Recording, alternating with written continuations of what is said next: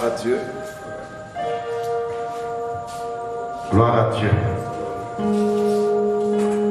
Nous bénissons le Seigneur pour la grâce et l'occasion qu'il nous donne de pouvoir commencer notre enseignement.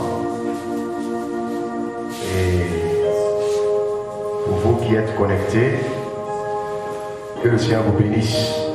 Nous vous encourageons à inviter vos amis à partager cette vidéo afin qu'ensemble plusieurs personnes puissent en profiter. Alléluia. Alors, donc, nous voulons que vous soyez attentifs et s'il arrive que, alors, vous perdez un peu la suite, nous vous rassurons que nous sommes en train d'enregistrer la totalité de l'enseignement et que nous allons plus tard mettre la vidéo sur notre page, la page de l'église Communauté Évangélique Gloire et Avènement. Donc s'il se trouve qu'il y a un problème technique d'ici là, nous encourageons à visiter plus tard notre page pour la page de l'église, ou bien plus tard, même sur YouTube, nous allons mettre l'intégralité de cet enseignement. Que Dieu vous bénisse. Alors, donc nous vous rappelons que notre thème c'est la marque de la bête et nous voulons nous attarder ce soir sur les caractéristiques principales de cette marque. Quelles sont les caractéristiques de la marque de la bête? Quelle est la nature de cette marque? En quoi nous pouvons la reconnaître? En quoi nous pouvons la distinguer des autres marques? Comment est-ce que nous pouvons savoir au travers d'une certaine opération qui se passe dans nos États, dans nos nations, constitue un marquage de cette marque-là? Aujourd'hui, il y a beaucoup de choses qui se passent dans le monde et chacun dit ce qu'il pense des événements actuels. Il y en a qui voient à travers certaines opérations qui se déroulent actuellement dans nos nations comme étant l'administration de cette marque. Est-ce qu'il y a des choses dans la parole de Dieu qui peuvent nous confirmer cela?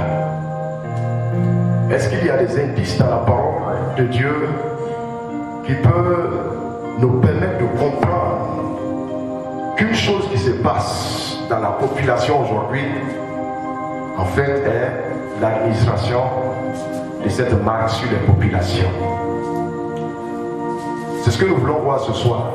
Comment peut-on reconnaître cette marque-là? Comment peut-on la distinguer? Que le Seigneur nous aide à voir à travers sa parole ce qui peut nous aider à comprendre les temps que nous traversons. Auparavant, je voudrais encore revenir sur cette bête elle-même, comme on l'a vu la dernière fois, pour mieux comprendre, pour mieux cerner cette marque. Il faut comprendre son auteur, il faut comprendre son propriétaire. Je voudrais donc revenir brièvement sur cette bête elle-même et rappeler quelques points principaux à son sujet. Cette bête, comme on l'a dit la dernière fois, nous parle d'un empire, d'un royaume qui va prendre forme sur la terre. Et quand nous lisons dans Apocalypse au chapitre 13, on nous dit que cette bête-là, elle sort des eaux. Et cela est très important pour nous. Quand il est question des eaux dans la parole de Dieu, on nous parle en fait des peuples, des langues, des nations et des tribus de la terre. Donc dire que la bête sort des eaux, c'est une manière de dire que cette bête-là sera issue de toutes les nations de la terre. Ça veut dire que toutes les nations vont constituer la formation de la bête. C'est ce que ça veut dire. Et quand nous nous référons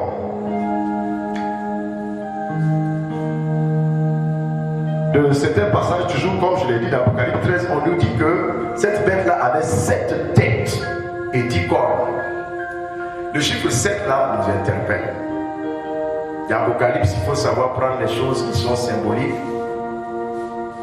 voir le caractère symbolique des choses, mais voir également si il faut prendre la chose de façon littérale. Mais ici, quand l'apôtre Jean nous dit qu'il a vu cette bête avec 7 têtes, le chiffre 7 est très important pour nous. 7, dans un premier temps, nous parle de totalité, nous parle d'intégralité.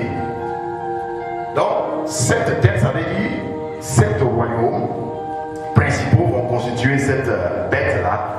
Et si la parole de Dieu utilise le chiffre 7, ça veut dire que cet empire mondial sera constitué de la totalité des royaumes de la terre, des nations de la terre. Parce que 7, ça nous parle de totalité, ça nous parle d'intégralité. On pourrait aussi prendre le chiffre 7 de façon littérale pour nous dire qu'il y a 7 nations principales qui vont constituer cette bête-là. Et quand on se réfère à d'autres passages comme dans Daniel chapitre 7, au verset 7, il nous dit quelque chose, et je vous lis ce passage. Il dit: après cela, je regardais pendant mes visions nocturnes, et voici, il y avait un 4e animal, terrible, épouvantable et extraordinairement fort. Il avait de grandes dents de fer, il mangeait, brisait et il foulait aux pieds ce qui restait. Il était différent de tous les animaux précédents et il avait 10 cornes. Les cornes ici nous parlent des principaux dirigeants de cet empire mondial. Alors, voyons ici que Daniel nous décrit donc cet animal qui est totalement différent des 3 premiers animaux qu'il a vus. Il nous dit que c'est un animal qui est terrible, épouvantable, extraordinairement fort. Il mangeait, il buvait, foulait aux pieds ce qui restait. Et il était différent de tous les autres animaux précédents. Il avait donc 10 cornes. La notion de cornes ici aussi est très importante, comme je l'ai dit, parce que toujours dans le livre de Daniel, chapitre 9, verset 26, alors cette corne, il y a une des cornes qu'on appelle la petite corne. Elle est petite parce qu'elle est venue après les autres cornes. Mais elle n'est pas petite par le rôle qu'elle doit jouer. Quelque part, cette petite corne que Daniel a vue était en réalité le chef suprême de cet empire, de ce royaume qui va s'étendre à l'échelle mondiale. Dans Daniel 9, 26, comme je l'ai dit, cette petite corne qui va diriger donc cet empire-là nous apparaît sous un autre nom, le peuple des chefs qui viendra. C'est comme ça que Daniel le décrit au chapitre 26, que nous pouvons lire dans Daniel 9, 26. On dit: après les 62 semaines, un oint sera retranché, il n'aura point de successeur. Le peuple des chefs qui viendra détruira la ville et le sanctuaire, et sa fin arrivera comme par une inondation. Donc dans Daniel chapitre 9, on appelle le peuple des chefs. Il sera le chef des peuples qui va venir qui va détruire la ville sainte et son sanctuaire. C'est comme ça qu'il est écrit donc dans Daniel au chapitre 9. Et au verset 27, on dit qu'il fera une solide alliance avec plusieurs pour une semaine. Nous avons parlé des semaines de Daniel, des 70 semaines de Daniel. Et nous n'avons pas le temps de revenir là-dessus. Mais nous avons dit qu'une semaine contre 7 ans. Et on nous dit donc qu'il fera une alliance. Cette petite corde, ce chef, ce roi qui va diriger cet empire mondial, ce quatrième animal. Les animaux ici nous parlent en réalité du royaume. L'ange a dit clairement à Daniel, ces animaux-là sont les royaumes. Et les cornes sont les rois qui sont censés diriger donc ces royaumes. Verset 27, on dit qu'il va faire une alliance avec plusieurs pour une semaine, c'est-à-dire 7 ans. Et durant la moitié de la semaine, il fera cesser le sacrifice et l'offrande. On dit le dévastateur commettra les choses les plus abominables jusqu'à ce que la ruine et ce qui a été résolu fonde sur le dévastateur. Donc, bien mes frères et sœurs, voici donc comment cette bête et son roi sont décrits dans le livre de Daniel. Il y a un autre détail dans Daniel chapitre 8 à son sujet, au sujet donc de cette corde que je voudrais que nous voyions. Daniel 8, 23. On nous dit, on peut commencer au verset 22, on dit les 4 cornes se sont élevées pour remplacer cette corne brisée. Ce sont 4 royaumes qui s'élèveront de cette nation mais qui n'auront pas autant de force. Verset 23, à la fin de leur domination, écoutez très bien ici, à la fin de leur domination, ça veut dire lorsque tous les 3 premiers animaux seront passés, lorsque leur temps sera passé, on dit à la fin de leur domination, lorsque les pécheurs seront consumés, il s'élèvera un roi impudent et artificieux. Je pense ici que ce verset 23 du chapitre 8 de Daniel nous parle de ce roi qui va venir et qui va gouverner ce 4e animal dont la Bible parle dans Daniel 7 et dans Apocalypse 13. On nous dit qu'après la domination de tous les rois que nous connaissons et qui vont venir, après leur domination, après leur règne, lorsque les pécheurs seront consumés, j'ai essayé de chercher ici à comprendre le mot consumé. Et j'ai remarqué que dans l'original, le terme qui a été utilisé là nous parle de parfait, de complet. À la fin de la domination de tous les rois que vous connaissez jusqu'à présent, lorsque les pécheurs seront rendus parfaits, voilà comment il faut comprendre ça. Lorsque les pécheurs auront atteint la perfection dans le domaine du péché, c'est ça. Consumés ou bien consommés, lorsque les pécheurs seront consommés, lorsqu'ils seront promus dans le domaine du péché et qu'ils seraient devenus des professionnels dans le domaine du péché, il s'élèvera à ce moment un roi impudent et artificieux. Impudent signifie impoli. Impudent signifie arrogant, grossier. Lorsque les pécheurs seront consumés, je vous rappelle encore, consumés là, c'est ce que ça signifie. Ça veut dire lorsqu'ils seront rendus parfaits. Et aujourd'hui, vous voyez, ils ont fini de pécher, ils inventent maintenant le péché. Quand ils se seront rendus parfaits, complets, perfectionné, alors se lèvera ce roi-là. Parce qu'il viendra alors dans le but de trouver un peuple disposé.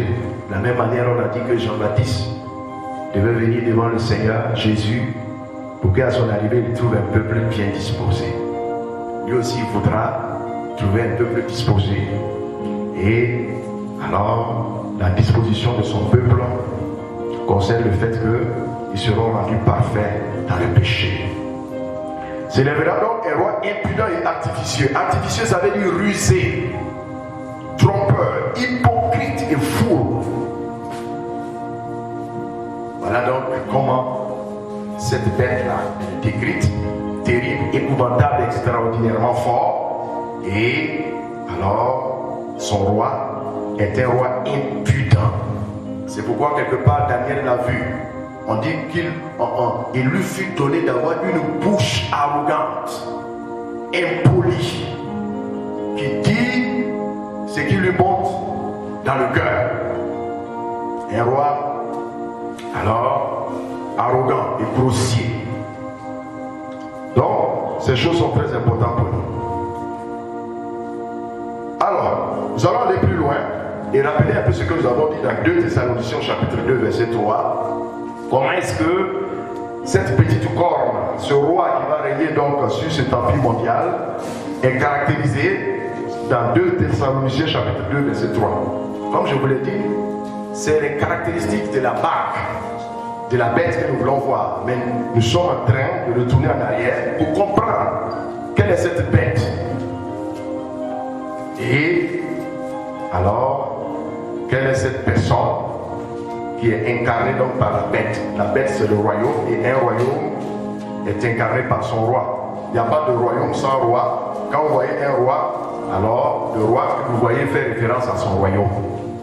Donc nous sommes en train de voir un peu les caractéristiques d'abord de cette bête de son roi et ce qui va nous permettre de comprendre sa marque. Comment nous pouvons la distinguer?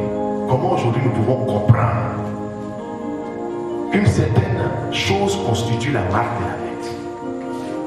Comme j'ai dit, une opération au sein de la population, en réalité, n'est qu'un prétexte pour administrer la marque de la bête. Comment on peut, qu'est-ce qu'il y a des indices dans la parole de Dieu qui peuvent nous permettre de discerner quelque chose qui se passe et nous dire, faisons attention. Parce que ça ressemble effectivement à ce que la Bible dit au sujet de cette bête, de son roi et de la marque qu'ils veulent mettre sur les populations. Alors, dans 2 Thessaloniciens chapitre 2, à partir du verset 3, nous voyons l'apôtre Paul qui dit aux chrétiens de ne pas se laisser tromper par quelques lettres ou bien par quelques nouvelles qu'il pourrait entendre comme venant de lui, l'apôtre Paul ou des autres serviteurs de Dieu, au sujet de l'avènement du Seigneur. Il dit, ne vous laissez pas tromper. Parce qu'il y a des choses qui doivent se passer juste avant l'avènement du Seigneur. Et vous avez dit que ici, l'avènement du Seigneur, ce n'est pas l'enlèvement. L'enlèvement est toute une autre chose. Mais l'avènement du Seigneur ici, il s'agit de sa venue visible, où tout œil le verra, comme il est dit dans l'Ancien Testament. C'est l'avènement de sa dispensation et de son règne. C'est-à-dire quand nous allons donc assister à son avènement, nous rentrons dans un autre âge. Nous rentrons dans une autre époque. C'est pourquoi l'ange a dit à Daniel, 70 semaines ont été fixées sur ton peuple. Pour faire quoi? Il dit pour faire cesser les transgressions. C'est-à-dire à la fin des 70 semaines, il n'y aura plus de transgression en Israël. Ça, c'est l'enlèvement du Seigneur. Parce qu'après l'enlèvement, les gens vont continuer de pécher. Après l'enlèvement, la terre va continuer. C'est que le peuple de Dieu sera au ciel à ce moment donné. Mais après l'enlèvement, ça ne sera pas la fin du péché. Pourtant, on a dit 70 semaines. Après l'enlèvement, il y a une dernière semaine qui reste. Parce qu'on dit après les 70 semaines, Daniel, les transgressions cesseront sur la terre. On dit 70 semaines ont été fixées pour faire cesser les transgressions, pour pour faire cesser le péché et pour envoyer la justice éternelle. Dis Amen.